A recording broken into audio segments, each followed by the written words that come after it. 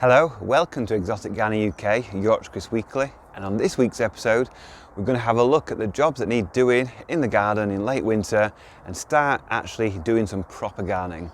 So as today is the anniversary of actually getting house and garden, it's been 10 years, I thought I'd go back to how I used to film videos. It was basically one long episode with no editing and my daughter doing the filming as I walked around the garden, so that's what we're going to do today.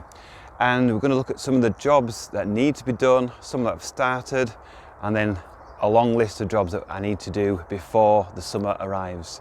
So the first job I wanted to do, and I started this yesterday, was actually creating a view at the back of the garden. So we've got a large sort of hawthorn hedge at the back, and as you can see, I've cut down quite a large portion of this here now, so that we've got a nice view out to the open countryside behind. I'm going to cut down this post as well, which is much higher than the rest of the fence, so it looks a bit more even. And now we've got more space for the climbing area, so we haven't got the hawthorn brushing against it. And like I said, we've got that really nice view. It does mean it's a bit more exposed this way in winter, but there's still enough cover over here. I've still left some of the hawthorn hedge, and you can see how tall that is up there. And we've got the bamboo as well, so we've got the Phylostachys aurea just behind. And as you can see, the tree ferns are still looking good and mostly still very green as well. And I did talk about in earlier videos, the plan for this part of the garden will be to move about the tree ferns and actually create this area of the garden to be more of a garden rather than a play area. So we'll have sort of tree ferns intermingled here with other plants. I might plant another eucalyptus tree here, and we'll have a nice path coming around this area. So we'll wander down the garden and we'll start ticking off all the jobs that need to be done. It's a bit hard to get through this area because of all the palm leaves that are overhanging the path, but we'll just get through. You can see one task will be replacing the path in some way. You can see this border is totally rotted through if you look down here, and this part of the path is only about, I think it's about 5-6 years old, and every year I do have to replace some of these boards. So you know, some of these boards were replaced last year, like this one here. This is an original one, I can tell because I've got different screws and I can see by the age of these boards. And it's a continual process of making sure that all the boards are safe to walk on. These are built on big thick sleepers, so if I just move that off, you can see underneath we've got the big wooden sleepers. You can see on this side there's obviously some, well, it's like fungus here, so it's rotting away of the actual sleeper as well. So soon I'm going to actually have to replace the sleepers as well as the planks going across them. So with that in mind, I am going to actually change a lot of the paths in the garden. I'll do a separate video of that in the future. So if you come down here, I've still got the shelters on my agaves here, which are still looking in really good condition. We had -3 again yesterday morning. It was down to 0 this morning as well, but the agaves are still looking good.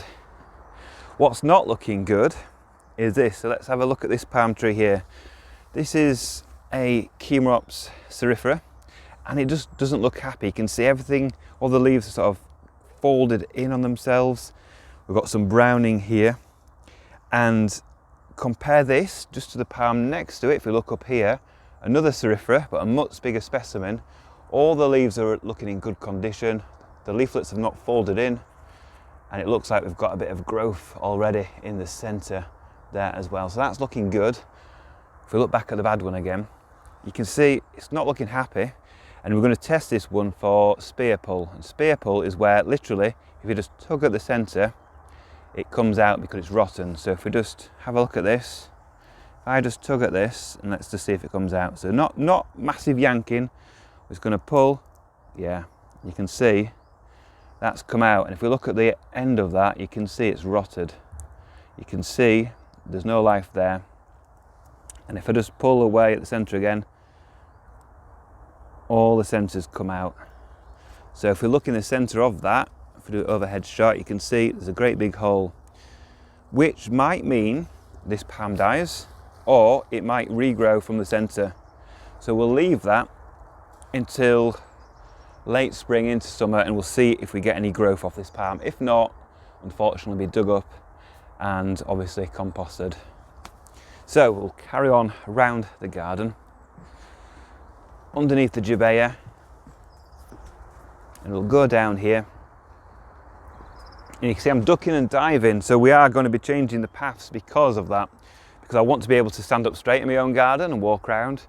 So this way, over here, we're going to actually change the path. So I love my geometric shape I've got nice square beds, but it's been 10 years now and it's time to start replacing some of this wooden paths. The palms have grown really big and we need to change the flow through the garden. So I'm actually going to get a path coming from here, and it's literally going to go across here. So I'll be walking on a path over this area and then down the garden and going round, and there'll be a path going that way. So we'll lose all the paths in the middle, which means you can't get really close to some of these plants. But what it will mean is I'll have lots of planting opportunities in the middle of the garden where it's really sunny. So I'll be able to plant more palms and more agaves in this area. It will mean losing some of the planting in this area, but most of this, as you can see, there's not much to look at in winter, because it's all in the summer bedding, my colocasias, gingers, which I can easily dig up and move and plant elsewhere. Here we've got a really nice hedging plant. This is the New Zealand privet. It's evergreen. It looks really, really good. It's got nice glossy oval leaves, and you can trim it quite tight as well, so you don't need a really big thick hedge. It's pretty fast growing, and what I'm going to do is actually trim this down, because it's got to, well, up to about 7 foot over there. So I'm going to get it down to about 5.5, 6 foot and trim this all the way across here, so get more light into the garden. If we get late frost in May, April and May, when the new growth has started, it will blacken off the new foliage. But as you can see, we've had a very cold winter. We've had -6, nearly -7, and we've got no damage whatsoever on any of this foliage, because once the foliage has hardened off, it will take temperatures down to probably about -10 or so. So it's not super hardy hedge, but in my location it's totally fine. So we're going to swivel around and look at some other jobs we need to do. And this is one that's become apparent very recently. You can see where my feet are. These posts have rotten, and these have only been in 5-6 years. These are treated posts, and because I water the garden a lot and we live obviously in a temperate area, they've rotten basically. So these posts will need replacing, so we've got all those to do.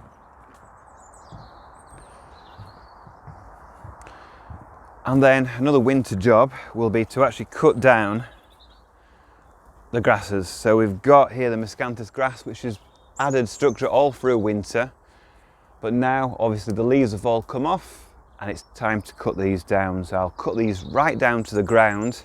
I've got both sides, I've got some more over here as well, and we'll cut these down to the ground today, so it allows a fresh growth to come out in April and May time, and by summer they'll be like whatever they are, 3.5 meters, 4 meters tall. Other grasses like this miscanthus zabrinus, again, that'll be cut down to the ground today as well. I'm still leaving some things covered, so if we just turn around, I'll try to dodge all the daffodils which are coming through to add some nice spring colour.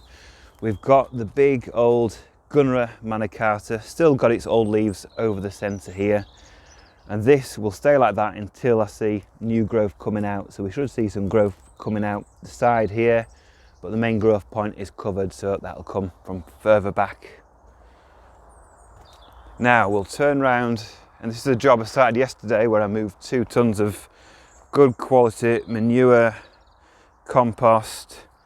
I think there's some bracken mixed into the mix as well, and you can see I've covered a big thick layer all over the beds in this area, and I'm not going to dig that in. That is just going to sit on the surface. It'll suppress the weeds, but then biological action, all the worms will bring down some of those bits of soil and compost into the ground and mix it in naturally. And it means I don't have to keep digging it all up every year. I can just let that rot down naturally and suppress the weeds in spring as well.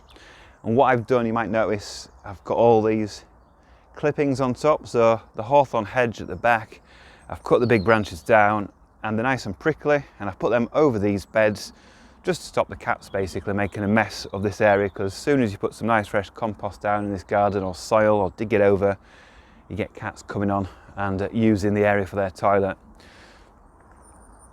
Over here, can you see all these stems? I've got absolutely loads of these stems, and you're probably thinking, what are these? Well, these are suckers from the clerodendron bush, which I've actually planted up here. You can see that's the plant here.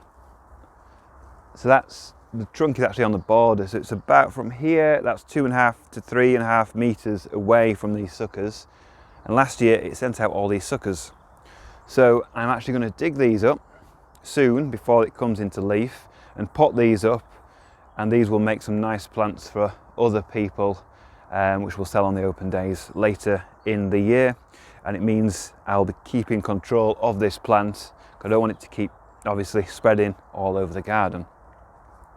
Now, I know a lot of this episode has been about cutting things back, it's been about things rotting away. Well, we've got another issue here, and it's something I mentioned a few times, and this is a dead palm tree. So this is very, very dead. It's not just spear pulled. I've given this 2, I think maybe 3 years now in this position looking dead, and this is a Butea catariensis. This spear pulled about, I think it was 3 years ago now. The leaves went brown, but they took a long time to go brown. So although it's spear pulled in this sort of time in spring or late winter, the leaves actually look green well into sort of April and May. And then when it warmed up, the leaves went brown, and that was 3 springs ago. I've cut it back, and sometimes with palm trees they will regrow, and sometimes they miss a year and then they'll regrow the second year. But this, like I said, has had I think 3 years now, so it's definitely dead. So I will dig this up, and I've got some nice palm trees to replace it, and I'm going to put one further back, probably in that location there, so that when it gets nice and large it's not spilling over onto the path which we have over here. If we look along the fence line, we've got all the nice Trachycarpus palms, and they're on the whole looking really, really good, nice and green. You may notice one not looking too good, and I'll see if I can jump in and show you. So you can see here we've got the Martianus palm, and that is a Trachycarpus, but it's not looking good. If I hold up this leaf, that's totally dead, that leaf. But the spear's firm, and that one will recover. So there's hope in that plant yet. The others around it, as I mentioned in previous videos, are looking really, really good. So today I'm going to be cutting back the hedge, potting up these suckers, hopefully digging up this palm tree that's definitely dead, and basically cracking on and getting ready for spring and then into summer. So thank you for watching this edition of Yorkshire Kris Exotic Gardening. Join me next week where we'll be doing more in the garden.